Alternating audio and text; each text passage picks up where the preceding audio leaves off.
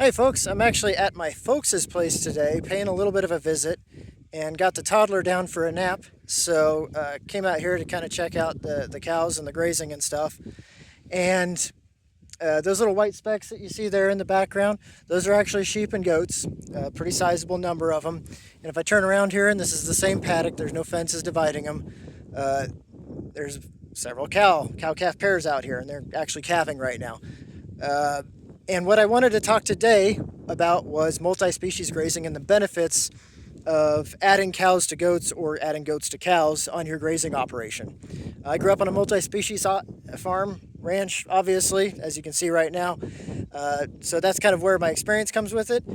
The reason for this video actually comes from somebody's question where they asked would I consider adding sheep, and my response was basically, uh, maybe someday, but I'd be more interested in adding cows first. And there's kind of two big reasons for that. Uh, Cows and goats do not have very much overlap in their grazing patterns and how in what type of species that they graze. For example, cows won't touch a cedar tree with a 10-foot pole. Goats will eat cedar trees and they'll keep your cedar trees in check, or dogwood or ironweed. Cows eat much more grass as well as some legumes. They don't really touch forbs or woody browse. Goats, obviously, if you know anything about goats and their grazing habits, they go after that forb and those forbs and woody browse really aggressively. And that helps balance your pasture so you don't end up with just one species taking over, and you don't end up with having to use chemicals or some other means to get things like cedar trees or dogwood or ironweed or whatever it is in check. And that's something that is a huge benefit to both species. It's a benefit to soil health. It's a benefit to your pasture productivity.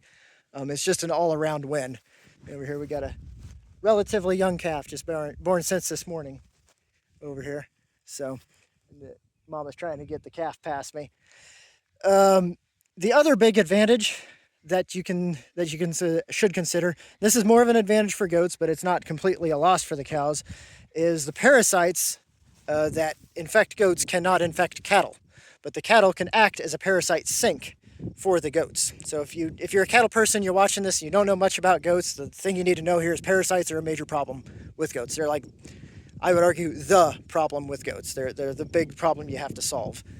And with these cows out here, the goats are shedding the parasites onto the grass, and the cows are taking big swaths of grass with their mouths, not being super selective in their grazing, and they're taking up big chunks of infectious parasites for goats, but it doesn't hurt them. Those parasites go into the cow's biome and die. And that's a great thing for your goats. You kind of have the cows sterilizing the pasture for you. Now, if you are a goat person and you're thinking about adding cattle, or you're a cow person and you're thinking about adding goats, what I would encourage you to do is find someone to work with. Find someone, if you're a cow person, find a goat person that is looking for more pasture, and work out a deal with them. There's a lot of stuff to work out there, but there is a huge learning curve to goats, and there's also a good learning curve to cattle if you've never run them before. But there's a huge learning curve with goats. Have someone else kind of help you out with that learning curve and work together on that. That would be like the ideal way of doing it.